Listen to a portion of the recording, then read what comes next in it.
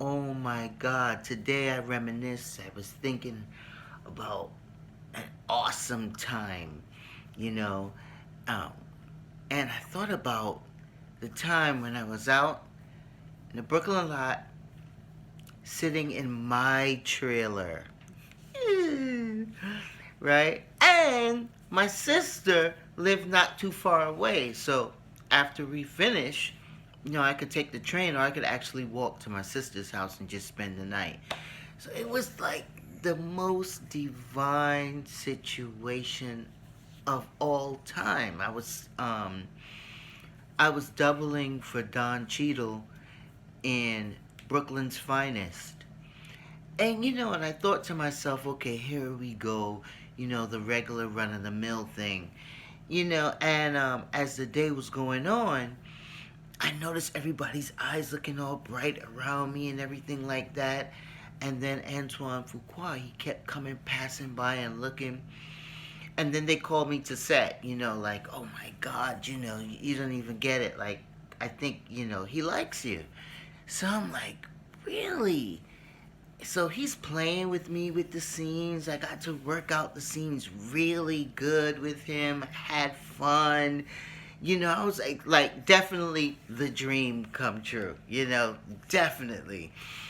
And so then the other actors and everything started playing with the guns and everything, and the atmosphere got really weird.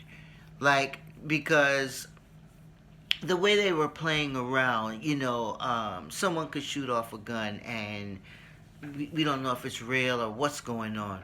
But so I really didn't want to stay in my trailer by myself, whatever. I really wanted to be on set with him. But the only real place like safe would be like right up under him. You know what I mean? Like in the thing there. So I was just like, whatever. But I made my way over there, and he was taping and calling the shots and I was sitting right next to him and going along. And then at one moment, he just stopped and and he looked at me and then he just continued going and I knew I was in there. And that was like a dream moment. It was like, making this shot on the Brooklyn's Finest, sitting right up on the camera with Antoine Fuqua. It was like, it was so magical. And I got my own trailer. Like, yeah, I'm not, sitting in, I don't know where everybody else was, but, it was definitely a dream moment. And sometimes we pray about things in the way that we want them to be or whatever. But then, when we look back, like, wait a minute. Yo, that was fly the way it happened, So I just wanted to start off by sharing that story today because sometimes with the bad, comes the good. And the funny thing is, the bad that happened cannot outweigh the good from the whole experience because there was something kind of oh my goodness that happened just before I shot and got on set and everything with Mr. Fuqua.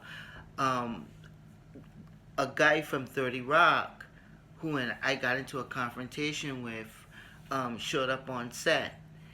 And when I went to take my break and I went to go in the craft area to get a coffee, he screamed out from the crowd, Peter! And it made me so mad that I had my coffee, and I went to rush towards him to like throw it in his face, and I stopped myself. And he had me so angry, and I was so angry for I was like pushing off that anger most of the time when I was on set because I really wanted to physically abuse this guy. And another thing about it is that my Uncle Michael lived right on the corner over there. Like, I could go in that building, I ask for Jesus, they're going to be like, oh, we know who that is. That's Michael Fenty. Boom, pow. Whatever, I was going to go and get him and be like, you know what, nigga, you know? So the tension was like, for real. But I think that's what Antoine Fuqua liked about me. Because the role, I was like totally, this mean little guy who Don Cheadle's part was. So, oh man, the bad comes with the good, but take the good, you take the bad, you take them all, and there you have the facts of life. The facts of life. It's the time when you're knowing that you're showing that you're growing. It's the facts of life. Alright, have a good day, guys. Ooh, I gotta get my teeth fixed.